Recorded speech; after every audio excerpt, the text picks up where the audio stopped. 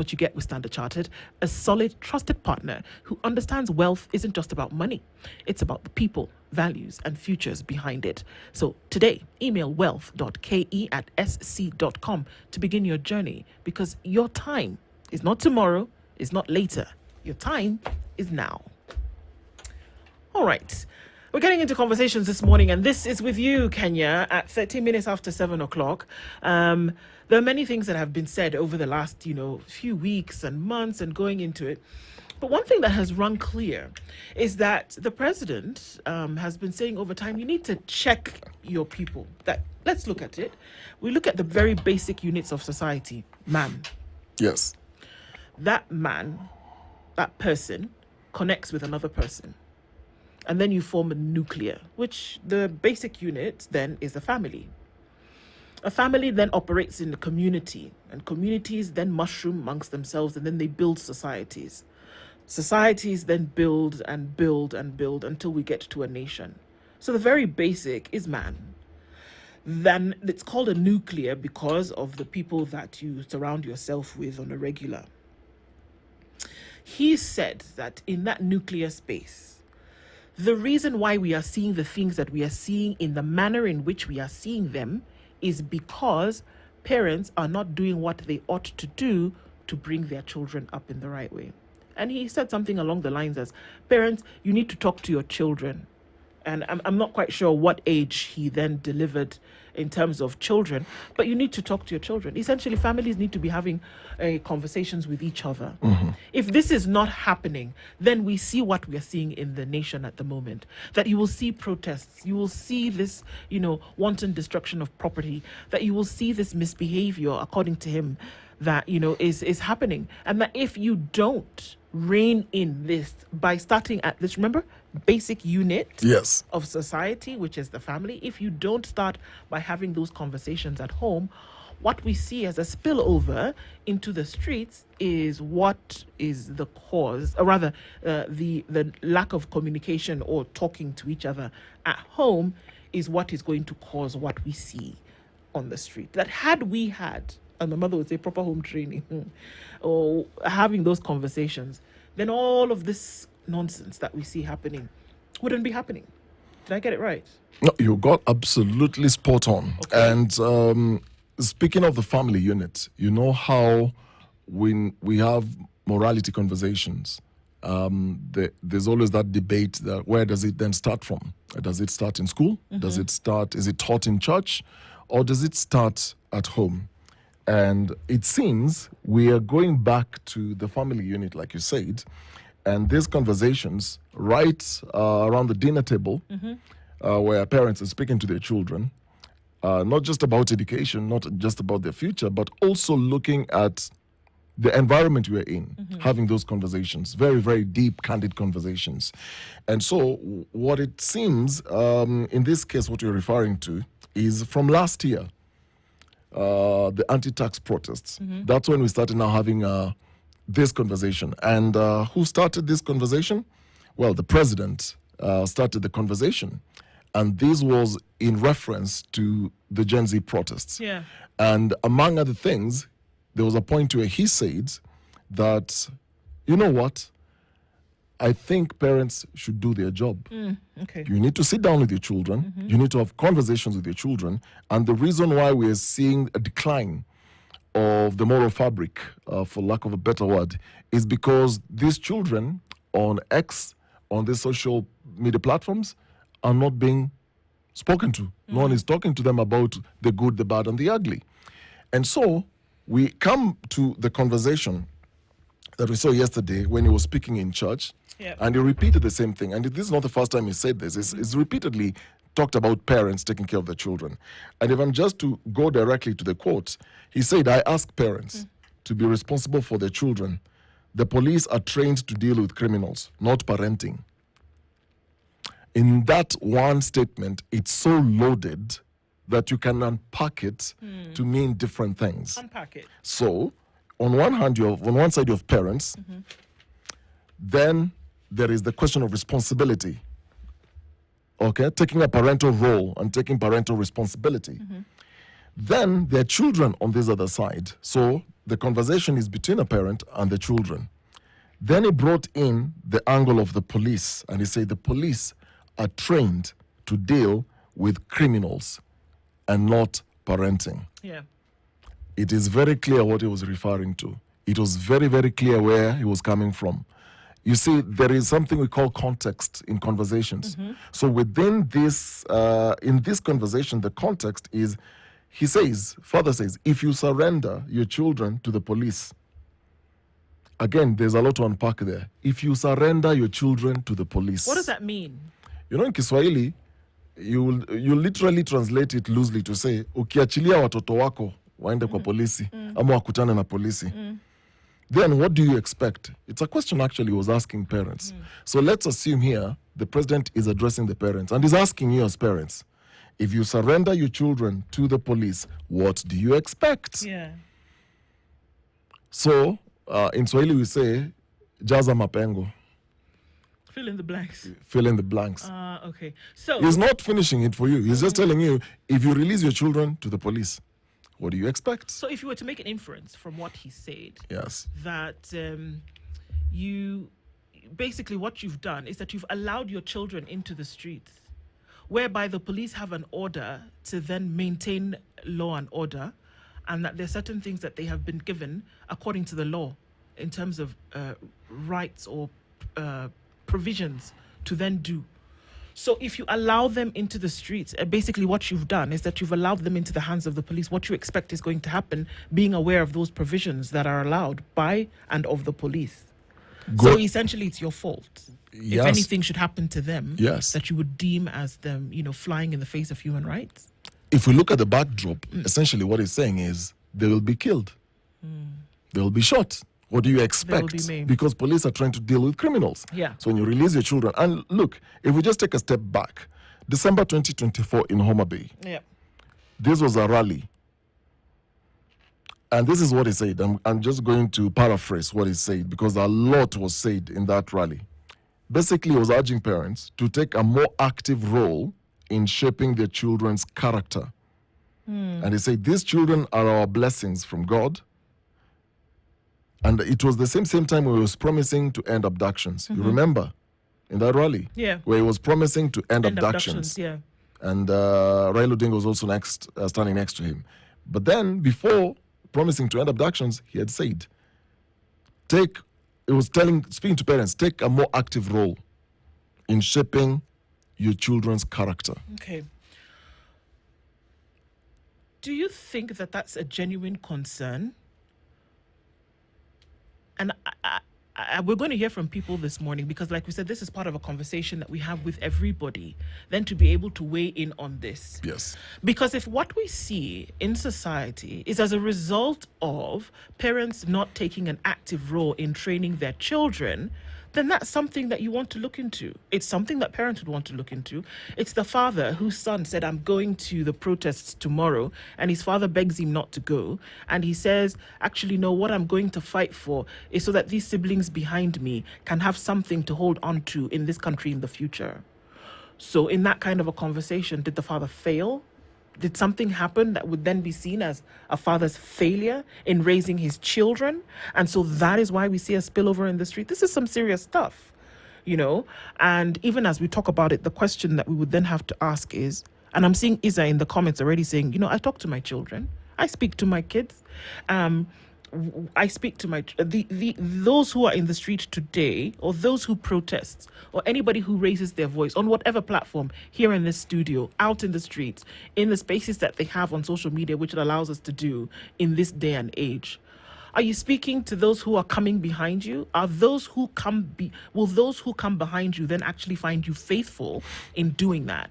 And because the president has not said this once or twice, he seems to be very serious about this, and he actually said at one point that as a father of he said he is the father of the nation, and as the father, this is one of the things that he's seeing. So he's made a plea to the parent of Kenya to speak to their children, and then perhaps we will see a decline in all of these things that we are talking about. I want to hear from you this morning. 0719-012-600. Those are our lines. Are you speaking to your children as parents? Or even as the would-be children, are your parents speaking to you? That's a good one. Yeah? Yeah. Are your parents speaking to you? And if they are, what are they saying? If you're speaking to your children, what are you saying? That would then say, let's get some law and order. And even as we do that, the question then becomes that if these conversations are taking place, are we saying that that is the panacea to all of this wrong that we're seeing, the anger that's in the hearts of people, the deflection that we see as a result of having a conversation, the pointing of fingers of blame to somebody else, when perhaps I should be introspective in nature and say, okay, Ndu, here is where you've gone wrong. Do we see those conversations happening, or do we see outright blame where it's, look, no, Okari, that's a you problem. You need to figure it out because I would not have reacted in this way had you not done this. Is that what we hear being said right now? That we would not have seen this, we wouldn't see hundreds of people in jail cells waiting to be bailed out, or we wouldn't see the pronouncement of judges saying that, this is a criminal offense if parents were speaking to their children. Mm-hmm. Or is it also, if you're to look at it in a different way, is it a narrative shift? When you invoke parents in the conversation that then, look, the reason why we are where we are with all these protests, with everything that's going on in this country, is because parents are not talking to their children. So the mannerisms, the behavior, the moral degradation, so to speak, is as a result of parents failing to take responsibility and failing to take leadership roles in their own homes, because the president said he also has children and is also modeling his own children. So is it a narrative shift? Is it a question of deflection? Because you use that word, deflection. Is it also a question of deflecting the real core issues going on in the country and saying, look, I'm not responsible. Everything that you're saying it's not me. It's you who's failing to then talk to your children. And beyond that, do you think that he's serious about this position that he's taken? Because he's not said it once, he's not said it twice. That he really does feel that there is a moral and righteous decay. And that is why we see things happening in the way in which... That's why people can talk anyhow. That's why people can say the things they want. That's why people can go out into the streets and demand. That's why people can be on social media saying the things that they say. Because there is moral decay. There is righteous decay. And, there's another comment here, and I think it's very interesting that you say this is a pointless conversation because we all know that the president was being disingenuous. And it's from that I ask my question. Was he? Was he being disingenuous?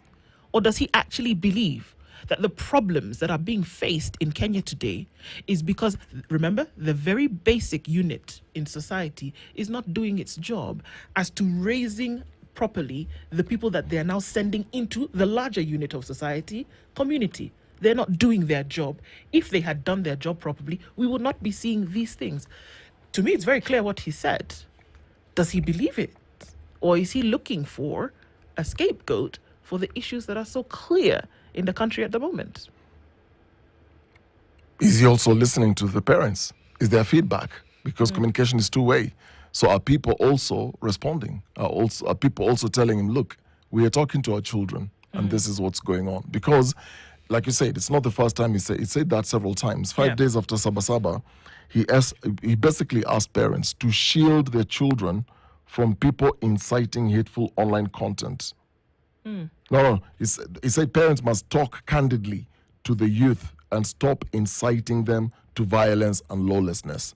So again, here is a case where our parents also inciting their children, or allowing their children to go to the streets and do what they are doing. Because you look at that statement, it's very, very heavy and it's very loaded. In other words, if we are to have another protest, whatever happens then, it will be a question of, I told you so.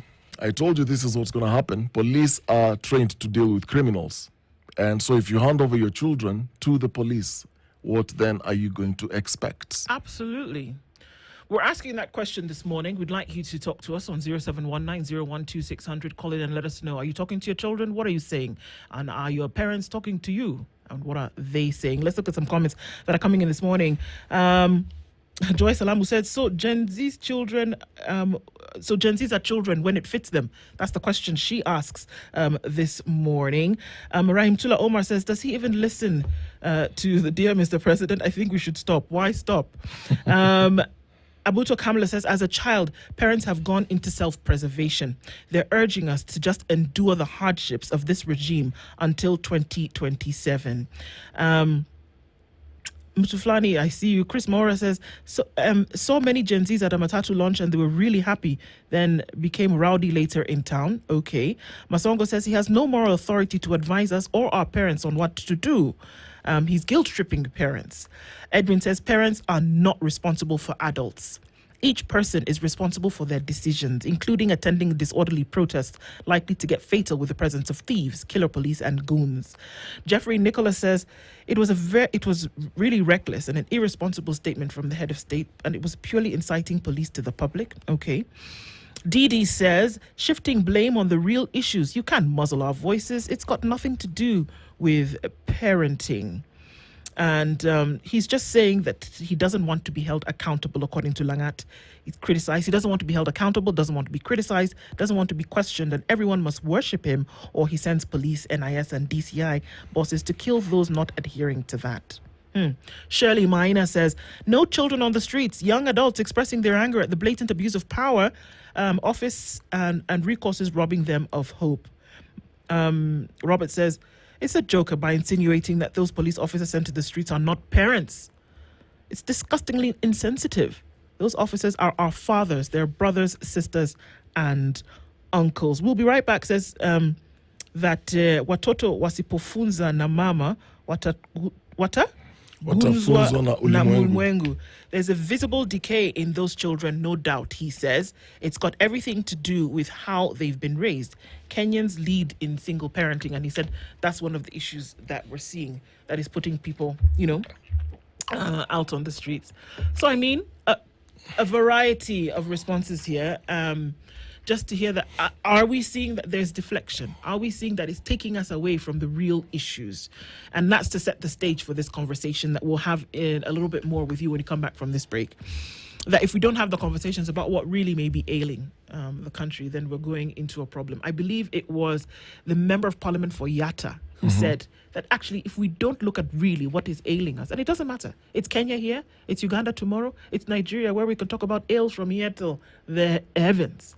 If we don't talk about what's really ailing us, then we are wasting our time.